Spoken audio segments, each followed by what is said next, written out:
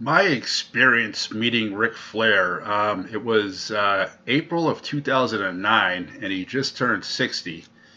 And he announced he turned the big 6-0, and the deal was it was $30 for an autograph and $30 for a picture with him. And the actual meeting him was awesome. It was like everyone had a short time to meet him.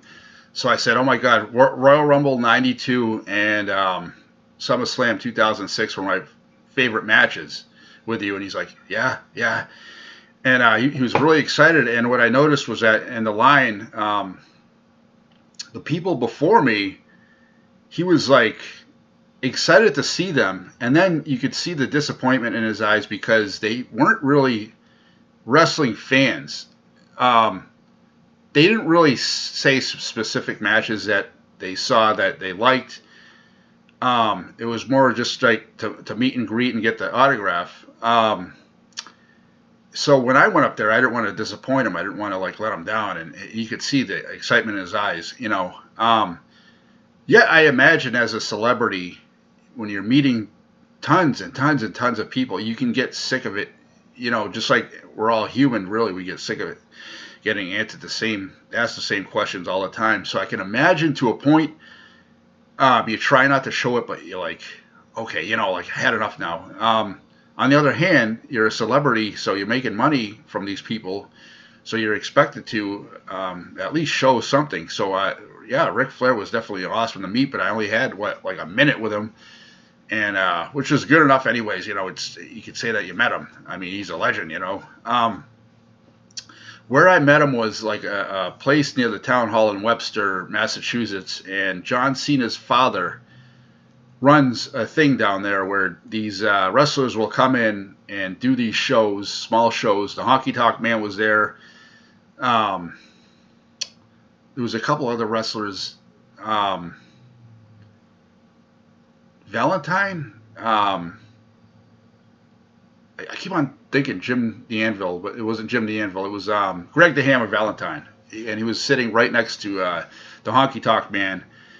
And my focus, though, I saw him, but my focus was just meeting Ric Flair. And what happened was they were so disorganized, and this is why I haven't gone since.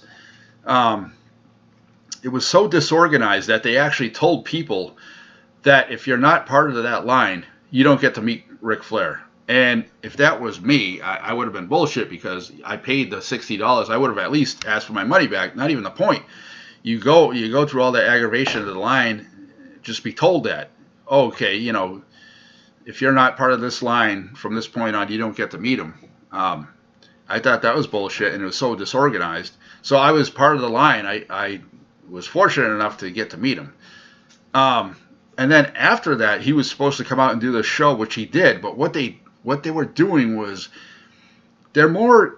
It's a small wrestling organization, and it's mainly for the smaller wrestlers. And Ric Flair's son was there, one of his sons. I forgot who.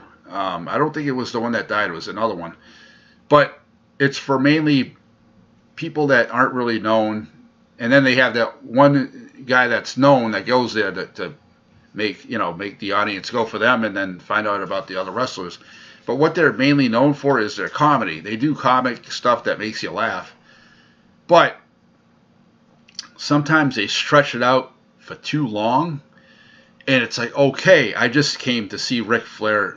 And finally, they bring Ric Flair out. And it's like, by that time, the audience is like, okay. And then Ric Flair comes out, does this thing, does like a little chop to somebody. And they have some kind of war of words. And then, the crowd goes nuts. And then, as soon as the match is over, people start to leave. And you hear the guy go, hey, we still got one more match. And it's like, they make you wait and wait and wait. And finally, when you get what you want, you don't care about the other match. At least I didn't. I was like, no, I want to get the hell out of here. And it's, like I said, it's an opportunity to meet wrestlers. I think Cactus Jack has been down there quite a few times. If you don't mind the aggravation of going and paying the $60 to meet and greet his favorite wrestler, that's okay. It's just that me, you know, by the time April hits, you know, the overtime starts going away, and I'm like, you know what, I can't afford it, and not just that, just the line and just it's so disorganized. I think that was the one word. Yet when the smoke clears, you can say, hey, I met Ric Flair or I met Mick Foley or whatever, you know, and that's my experience with meeting Ric Flair. Though I was able to tell him my two favorite matches, and then trying to think of something else to say. I had so much to say that I couldn't say it all at once, and I was like, okay, well that was my minute. And he went to go sign his autograph, and my autograph, and he said, "What's your name?" And I said, "Ron." And he goes, "Oh shit!" He wrote my name wrong, and at first, and then he fixed it. But it was funny just to hear him go, "Oh shit," like that, you know. And this other kid introduced himself as like he's not his spokesman, but the guy that shows up before him to when he wanted to sign it, and he was pretty cool. But that'd be a good job to have. Well, anyways, figured I'd talk about my experience in meeting Ric Flair, and woo, have a good day, my YouTubers.